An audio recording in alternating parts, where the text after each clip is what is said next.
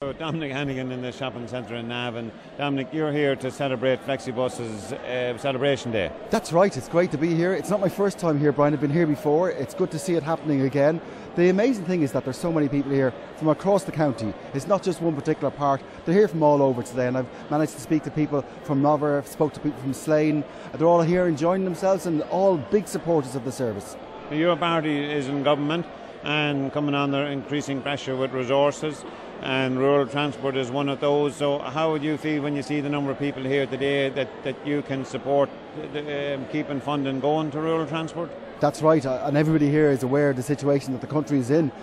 But I do think it's important that we make sure that we do support rural transport. Our minister is Alan Kelly. He's a friend of mine. He's from Tipperary. He's a rural man himself, and he's very much keenly supportive of rural transport schemes. And I've got him coming down here to meet Flexibus in a few weeks' time. I want to show him how this impacts on people on the ground, how it changes people's lives, how it gives people independence. I was talking to a few ladies earlier who was telling me that, you know, this is the way that they retain their independence. The ability to come into town, do their shopping, grab a cup of tea, and then get their messages taken home for them. So it's important that we retain that and that we make sure that these people feel that they've got independence still in their lives. Yeah, well, we spoke to a few of the people who avail of the Flexibus service, and they said that the service that the drivers give to them, that some of them would have to walk maybe 3 or 5 miles to get one of the mainline services from Bus Éireann, but Flexibus deliver them to the door, help in with their shopping, and even at the supermarkets they help them bring shopping into the buses. So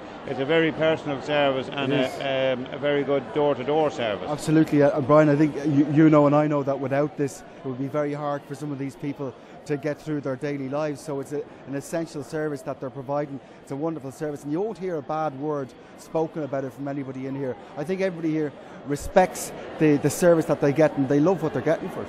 And your constituents, you would feel that they have full access, and you had promoted any effort, every opportunity you could get. Absolutely, and I know Miriam now since I entered politics in 2004. Was my first time that I went and talked to Miriam and Flexibus. I know how much the service has grown in Meath over the last 8 years, and I think, you know, there's a demand out there, there's no doubt about that, and we have to make sure that the funding is kept in place so that demand is met.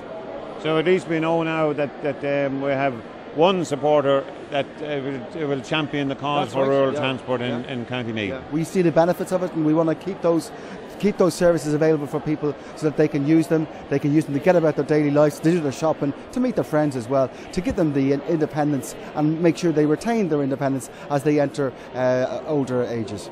Oh, that's great, and MeathTV will follow all the paths that Flexibus take and bring all the information to everybody, both the Meath diaspora abroad even, so that when they come home they can avail of the service.